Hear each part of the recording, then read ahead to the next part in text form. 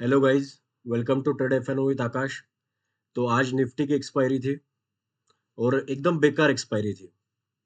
40-50 point का भी move Nifty में आज नहीं आया। और हमने ये कल डिस्कस भी किया था कि आज निफ्टी में कोई बड़ा मूव नहीं आ सकता है। और अगले वीक के जो प्रीमियम थे वो बहुत हाई थे।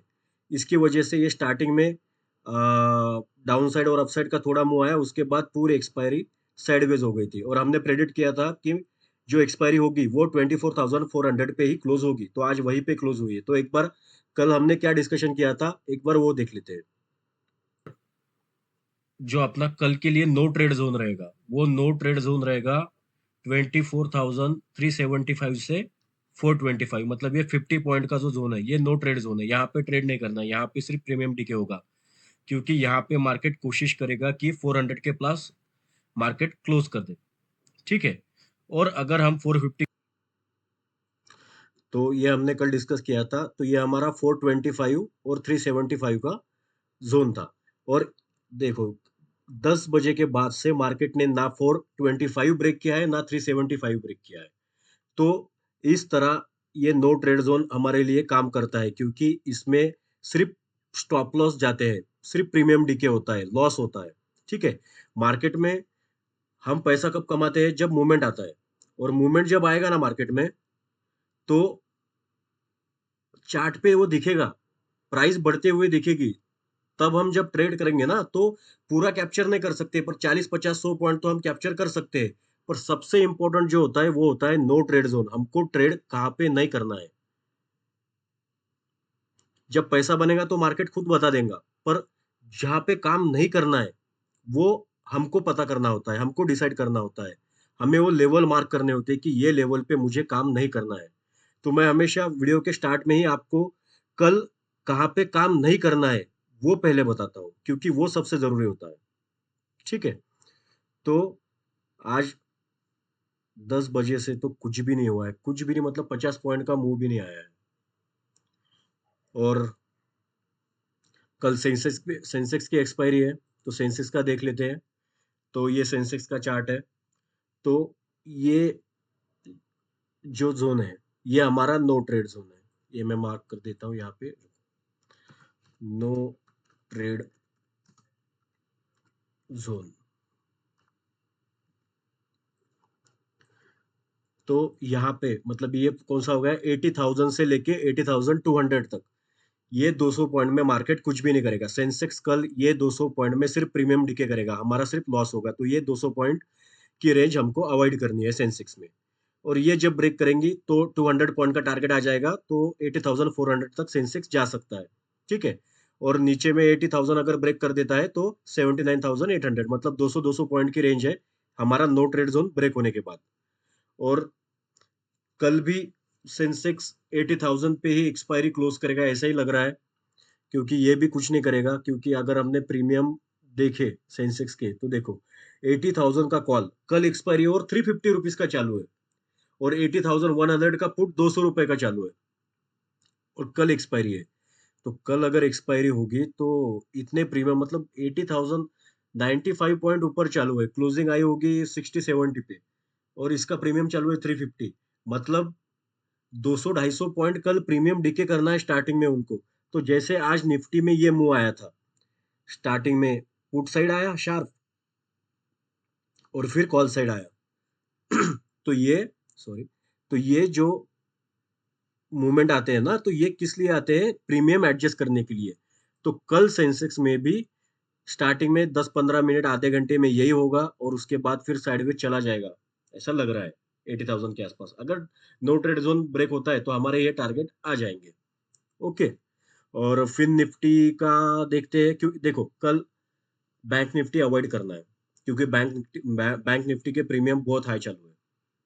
तो बैंक निफ्टी कल अवॉइड करते हैं। तो फिन निफ्टी में किसी को करना ही होगा, तो वो बैंक निफ्टी की जगह फिन निफ्टी में ट्रेड कर सकता है। तो फिन निफ्टी में जो हमारा नो ट्रेड जोन है वो, उसकी रेंज है 23,800 और 950 की। मतलब ये 150 पॉइंट में मार्केट कुछ भी नहीं करेगा, सिर्फ प्रीमियम डिके करेगा। अगर 950 के ऊपर 15 मिनट की कैंडल क्लोज होती है, तो पहला टारगेट हमारा 24,100 और दूसरा टारगेट 24,200 आ जाएगा। और ये जो टारगेट है ये एक्सपायरी तक के भी हो सकते हैं या फिर मंडे तक भी ये टारगेट आ सकते हैं। ठीक है? और अगर नीचे 23,800 ब्रेक करता है, तो फिर डायरेक्ट 23,500 तक का फॉल है। ये पूरा 300 पॉइंट का हमको फॉल मिल जाएगा। अगर 23,800 ब्रेक करता है, तो ये जो ट्रेंड लाइन है, इसका भी ब्रेकआउट आ रहा है और जहाँ पे मार्केट सपोर्ट ले रहा है, उसका भी ब्रेकआउट आ रहा है। तो 23,800 के नीचे 15 मिनट की कैंडल क्लोज मिलती है, तो फिर 300 पॉइंट का फॉल हम कैप्चर कर सकते हैं। ठीक है? नो ट्रेड जोन कल मार्क करके रखना, सेंसेक्स में भी और फिर निफ्टी में भी। अभी मिड कैप की मंडे को एक्सपायरी है, तो मिड कैप में भी कल अच्छा मूव आ सकता है। तो मिड कैप का नो ट्रेड जोन जो है वो है 12,600 और 12,500। ये 100 पॉइंट में मिड कैप को अवॉइड करना है, क्योंकि 2 दिन से मार्केट यही 100 पॉइंट में ही प्रीमियम डिके कर रहा है। ठीक है? क्योंकि 2 दिन उसने बहुत अच्छी रैली दे दी, अभी ये सिर्फ टाइम पास कर रहा है। तो इसको टाइम पास करने देते हैं। अगर 12,600 ब्रेक करता है, तो फिर 750 तक मार्केट मिड कैप जा सकता है। और अगर 12,500 ब्रेक करता है नीचे, तो फिर 12,300 तक का, मतलब 200 पॉइंट की रेंज है नीचे और ऊपर 150 पॉइंट की रेंज है। तो इतना ही बस कल या एक्सपायरी तक हो सकता है, क्योंकि सेलर की बहुत ज्यादा पोजीशन बनी है मार्केट में, तो वो मार्केट में ज्यादा मूवमेंट नहीं आने देंगे। और फिर नेक्स्ट वीक से दिवाली का सीजन चालू होगा, तो मोस्टली मार्केट ये साइडवेज ही रखेंगे, क्योंकि मतलब ज्यादा मार्केट नहीं गिरेगा, मुझे ऐसा लग रहा है, क्योंकि वो शुभ मुहूर्त में सब लोग बाइंग करते हैं ना, तो जो माहौल है वो माहौल अच्छा बना रहना चाहिए, पॉजिटिव बना रहना चाहिए, तो ही लोग खरीदेंगे। क्योंकि दिवाली में लोग एक एक दो दो तीन तीन साल के लिए स्टॉक खरीद के रखते हैं दिवाली के दिन। तो अगर मार्केट गिर रहा होगा तो लोग खरीदेंगे नहीं, लोग डर जाएंगे। तो फिर अगले वीक से मार्केट थोड़ा साइडवेज टू पॉजिटिव मुझे लग रहा है, बस वापस से फिर सेल बटन दबा देंगे और वापस से सेलिंग स्टार्ट हो जाएगी।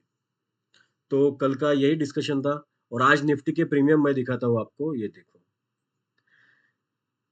एक भी स्ट्राइक प्राइस ऐसी नहीं जो प्लस में थी, सब निगेटिव में। मतलब आज निफ्टी में जिसने जो भी स्ट्राइक प्राइस ली होगी, उसमें उसका लॉस ही हुआ होगा।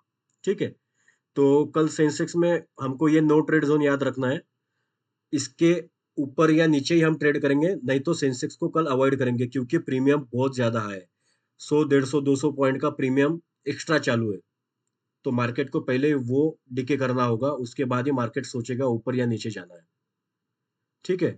तो all the best for tomorrow. Thank you guys for watching my videos. Thank you so much.